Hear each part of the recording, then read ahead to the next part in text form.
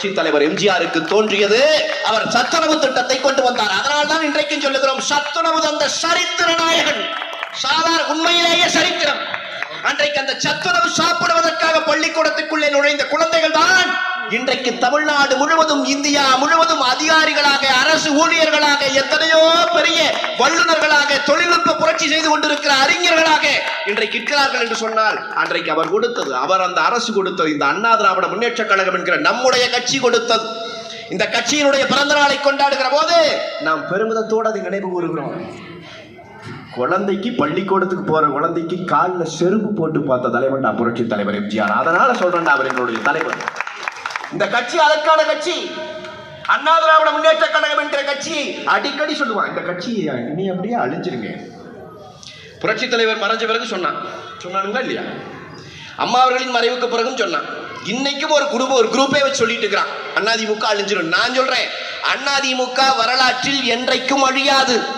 புரட்சி தலைவி அம்மா அவர்களை சொன்னதை போல இன்னும் 100 ஆண்டுகள் கடந்தும் இந்த இயக்கம் வாழும், வெல்லும், தமிழ்நாட்டு மக்களை வாழ வைக்கும். காரணம் என்ன தெரியுமா? இந்த இயக்கத்தை வாழ வைப்பது இயற்கை. கடவுள் வாழ வைக்கிறான் இந்த இயக்கத்தை. காரணம், இந்த இயக்கம் செய்த பணிகளால் இந்த இயக்கம் வாழ்ந்து கொண்டிருக்கிறது. சாதாரண தெருவில் நடந்த குழந்தை காலில் செருப்பு போட்டு பார்த்த இயக்கம் இந்த இயக்கம். இன்னைக்கு எனக்கு முன்னாடி அண்ணன் சொன்னாங்க, இன்னைக்கு இத்தனை பேர் என்ஜினியர்ஸ். நாம இங்க உட்கார்ந்து இந்த கூட்டத்தில் ஒவ்வொரு வரிசையா எடுத்தோம்னா கண்டிப்பா அதுல ஒரு வீட்டிலும் ஒரு என்ஜினியர் இன்னைக்கு இருப்பான். நீங்க தமிழ்நாடு முழுக்க எடுத்தீங்கன்னா லட்சக்கணக்கான பேர் உலகம் முழுக்க இன்றைக்கு என்ஜினியர்ஸா போயிருக்கான், பிஇ படிச்சிருக்கான். இந்த தொழில்நுட்ப கல்வி, இந்த என்ஜினியரிங் படிப்பதற்கான கல்லூரிகள் முதலிலே கண்ட இயக்கம் எந்த இயக்கம்? கருணாநிதியா? திமுகவா?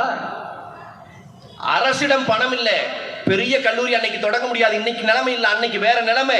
புரட்சி தலைவர் காலத்துல அந்த மகன் தான் யோசித்தார், அந்த மனிதனை போகிற போது கும்பிட்டு விட்டு போக வேண்டும். அந்த மகன் தான் யோசித்தார்.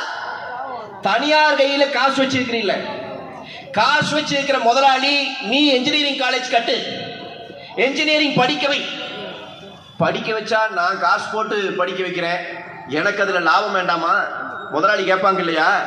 புரட்சி தலைவர் சொன்னார், 100 சீட் இருக்குதுன்னு வச்சுக்க காலேஜில், 50 சீட்டு அவனே ஃபீஸ் கட்டி படிக்கட்டும், அவன்கிட்ட நீ ஃபீஸ் வாங்கிக்க, நீயே அட்மிஷன் போட்டுக்க. 50 சீட்டு அரசாங்கத்துக்கு கொடுத்துரு. அதுல தகுதியுள்ள குழந்தைகளை, மதிப்பெண் அதிகம் வாங்குகிற குழந்தை, ஏழை வீட்டு குழந்தையாக இருந்தாலும் நான் படிக்க வைக்கிறேன் சொன்னவர் திட்டத்தை கொண்டு வந்தவர் புரட்சி தலைவர். அதனால் சாதாரண குடும்பங்களிலே இருந்து வந்த குழந்தைகள் அன்றைக்கு பொறியாளர்களாக, என்ஜினியர்களாக மாறினார்கள். இன்றைக்கு உலகம் முழுவதும் போயிருக்கிறான். என்ன